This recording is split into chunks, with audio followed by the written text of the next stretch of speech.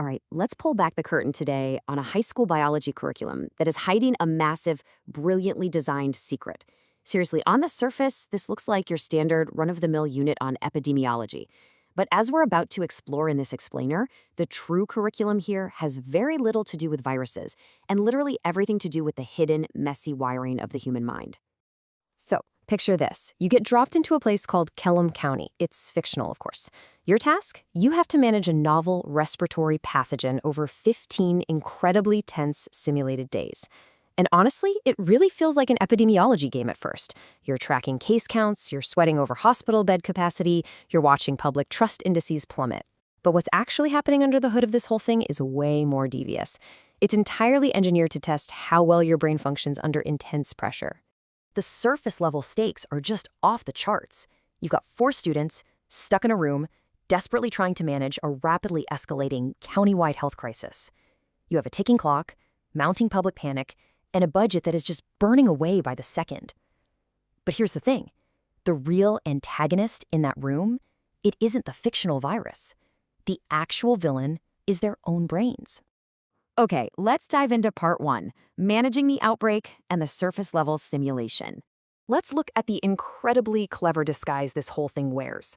Right out of the gate, it throws a massive wrench into the gears by creating strict information asymmetry.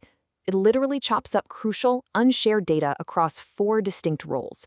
So your epidemiologist, they only see health data. The resource director is flying blind except for budget and hospital bets. The communications officer is strictly monitoring media and public panic, while the policy advisor is stuck navigating political landmines and CDC liaisons. No single student has the full picture. If they don't actively talk to each other, they are guaranteed to fail. Then, right around day 4 of the simulation, the pathogen is finally identified, and the players are handed this exact distribution. It's one single virus, right? But it presents with 2 profiles. 70% of cases are mild, and 30% are moderate to severe. And this perfectly sets the stage for their very first cognitive trap. It's a phenomenon known as distinction bias. The natural human urge is to mentally categorize it into a completely separate mild type and severe type. But in reality, the lab found one pathogen, one disease course, and one distribution. It's a subtle trap, but a powerful one. Which brings us to part 2. And honestly, the real twist of the whole curriculum. This is where we reveal what the creators are actually grading here. Spoiler alert, it is absolutely not whether the students successfully cure the county. The source material for this actually admits this brilliant inversion right up front. The creators' notes say, quote, "This is a reasoning course wearing an epidemiology costume." I love that. The learning objective isn't virology. It's mastering what they call capacities for uncertainty. Basically, those durable mental habits you need when your information is totally incomplete, but a decision simply cannot wait. So the really crucial point is how they actually teach this. They use our own cognitive biases, things like ambiguity aversion, as deliberate vehicles to force these students into navigating uncertainty in real time. The biases are the vehicle, the capacities are the destination. The simulation engineers these high-stress moments where biases are practically screaming in the students' ears. It makes the practice of emotional regulation and, metacognition, thinking about how you are thinking, an absolute urgent necessity. Let's make this super concrete. On day 3, the simulation aggressively triggers something called the affect heuristic. Now, this is that psychological pull we all have to let one highly emotional fact completely erase the cold, hard reality of statistical data. They do this by introducing a specific case, patient 12. Her name is Margaret Chen, she's a grandmother, and she has just been placed on a ventilator. And boom, there is the trap, brilliantly laid out. Suddenly, the students are faced with one very real, very human grandmother fighting for her life. But statistically, the county has 52 cases out of a total population of 185,000. That is a microscopic 0.028% base rate. The test here is profound. Can the students hold the heavy emotional weight of Margaret Chen without letting it completely override that 0.028% reality in their actual decision-making? They have to hold both truths at once. It's incredibly hard. All right, moving into part 3. Let's look at the absolute crucible of this experience, surviving the intervention lag. This is the most brutal mechanical design of the entire game, and its routines just completely fall apart. Let's say the students make the absolute correct, scientifically sound intervention decision on day 5. Watch what happens. The case counts still rapidly rise. They jump from 97 up to 134 on day 6, up to 168 on day 7. Why? Because these are infections that happened before their intervention ever took effect.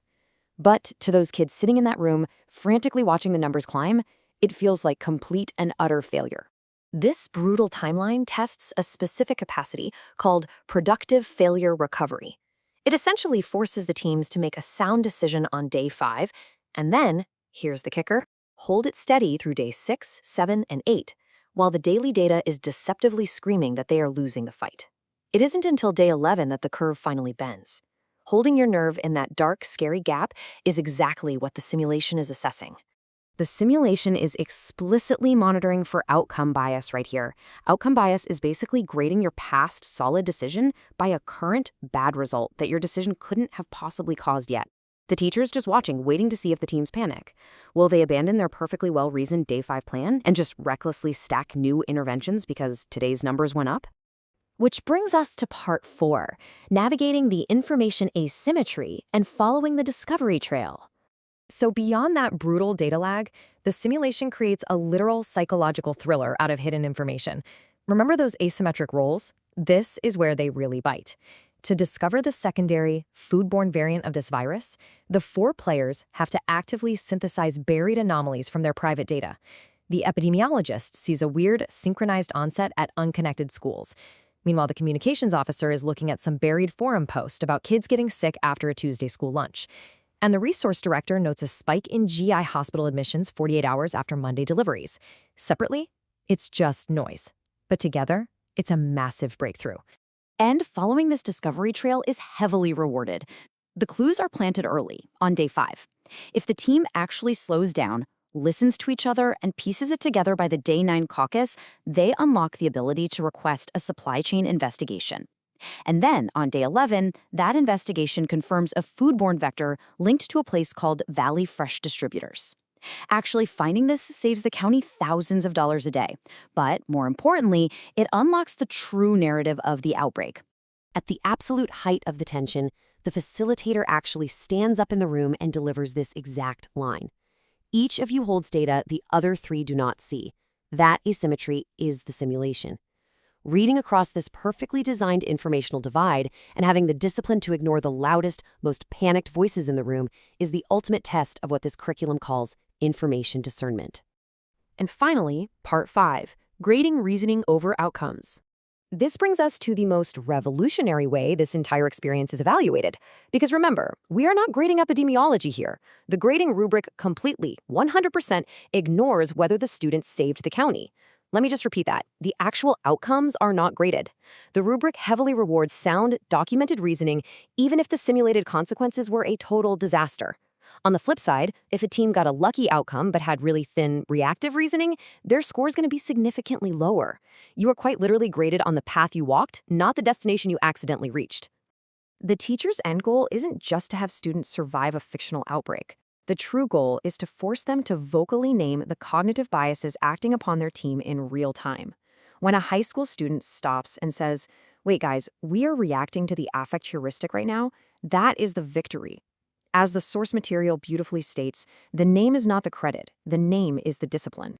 Because ultimately, this explainer highlights a truth that extends way, way beyond a high school classroom. Whether you're managing a fictional pathogen, investing your money in the stock market, or just making a high-stakes life choice, recognizing the hidden psychological forces shaping your reasoning is the only real way to win the game. So I'll leave you with this to chew on. When you look back at the major choices in your own life, can you honestly disambiguate your sound, calculated risks from your sheer dumb luck?